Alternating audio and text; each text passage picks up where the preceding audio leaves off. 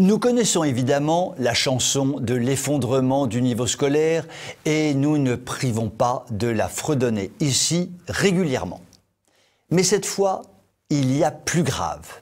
Je n'ose l'évoquer, j'en tremble de tous mes membres, je suis pris de transpiration non maîtrisable. La présidente du jury du concours d'entrée de l'ENA se plaint elle-même de la nullité des candidats. Oui, c'est comme je vous le dis, ni plus ni moins. Et oui, même à l'ENA, on mesure la baisse du niveau.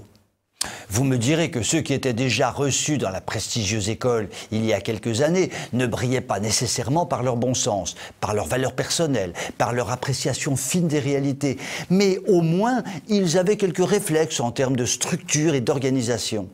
Aujourd'hui, le constat est sans appel. Je cite Madame la Présidente. Méconnaissance par les candidats de ce qu'est un modèle économique, faible culture industrielle, compréhension parfois trop partielle des enjeux géopolitico-économiques mondiaux. Fermez le banc. Sans parler du conformisme des analyses sociales, bien sûr.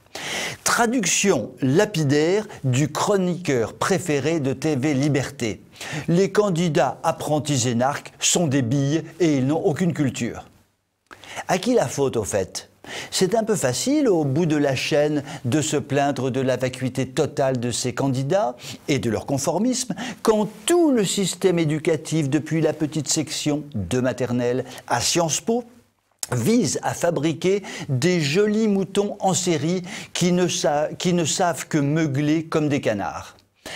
Pour lutter contre tout cela, le remède est bien connu, mais nos élites de la Ve République en général et de la macronitude en marche actuellement se refusent délibérément de l'administrer. Le remède est d'une simplicité enfantine, injecter dans l'enseignement une bonne dose d'histoire, une grosse dose de culture générale et chaque soir une décoction de culture classique.